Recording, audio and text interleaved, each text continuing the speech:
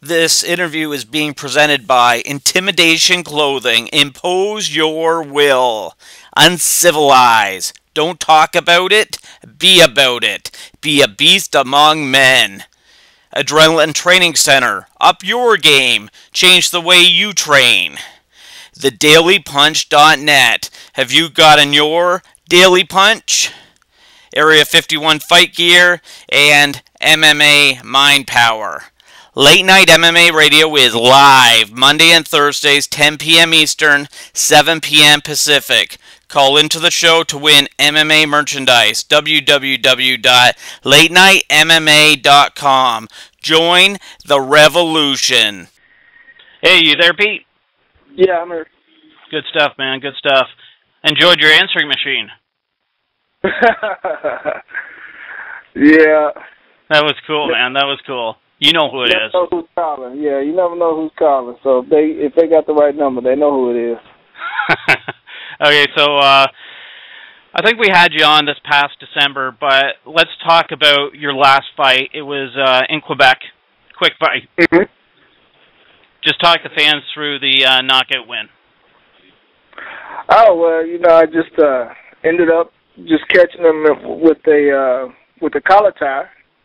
And I hit him with a couple of uppercuts, caught him on the chin, dropped him, just jumped on him for the finish. Good stuff, man. So when can we expect you fighting again?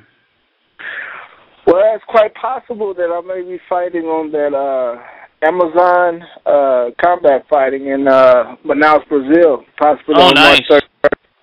Yeah, Berkman fell out due to medical reasons, I think, and they're looking for a replacement. So we kind of been in negotiations back and forth today just to make sure that it doesn't interfere with my existing contract with Instinct MMA, and if we can make it happen, we'll make it happen. Should know something by tomorrow.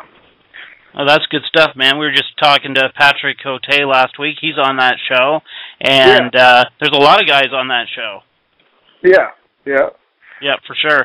Okay, this is a question I'm sure you're sick to death of, but just talk about your Ultimate Fighter experience.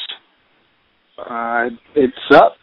Quite honestly, I mean, it was a great experience just to be in the house with those guys and being able to train with Randy and Mark Delagrati and those guys. But right.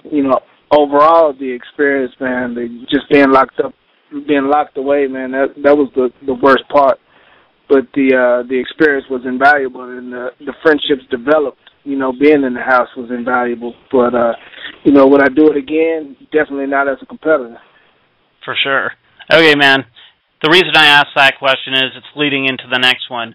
Did you catch the changes to the Ultimate Fighter this last Friday night? Yeah, I did watch it actually. Yeah, that's pretty neat, man. It's it's typically it's going to be the same. It's just not being shot and then played later, but it's not like they're going to be cutting and starting over and doing all of that stuff because it's on live TV. Plus, we didn't do that when we were in the house anyway. We just did our thing. Right. And they followed around. So, the only difference is just that it's going to be live instead of tape delayed. So there is no confidentiality agreement when you leave, because it's all being played out live. Yeah, for sure. And we just had George Roop on the line, and we were asking him the same question, and he wasn't impressed with it at all. He thought the production value was crap, and, the fights were being stopped way too early. Any thoughts on that? I agree with that. Yeah, I agree with that. Production-wise, it's different. It's going to take some getting used to because, again, you're doing that stuff live right on the fly. Yeah. So it's definitely different than being able to go in and take your footage and edit it and do all of that stuff that you would with the previous season. So yeah, production wise, it's definitely a little bit different. But that's the differences that you're going to see between live TV and tape delayed. And I thought the fights were stopped a little bit early, but I think they were definitely trying to keep those guys from getting hurt. It kind of reminded me of a lot of the amateur stoppages.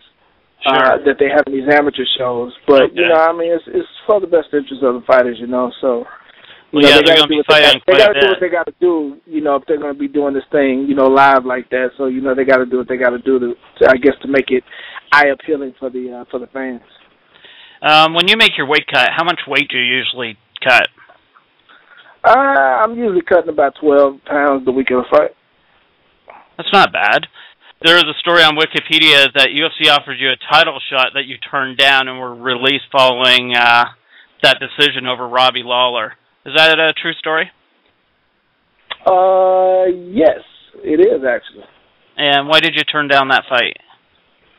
Because I didn't feel like they were paying me, the offer on the table wasn't enough for me to fight for the title. Oh, okay. Well, clears that one up. Especially after I had just beat the, boy at that particular time. That was the one they were putting the money into. Yeah. And, I asked for Robert before they gave me Carlos Newton. That was the second fight that I wanted in the UFC, but they made me fight Newton instead of giving me Robbie. And then Robbie was the third fight on my contract, and they figured that Robbie was going to beat me, and then they were going to be able to release me altogether. Do you want to throw out your gym information? Yeah. Me and my jiu-jitsu coach, Rodrigo Pinheiro, have a gym. It's rpbjj.com. You can check us out on our website. But, he and I have been together. We've been training together and training partners for about 5 years, but we've had a gym together for about 4. Okay, man. And final question here. What do you think your greatest accomplishment to this point in MMA is? I think my greatest accomplishment personally is to still be doing it at the level that I'm doing it at 41 years old. Yeah, longevity, baby. Yeah, for sure. But, what everybody else is going to look to, what everybody else talks about, is me beating Robbie Lawler back in the day.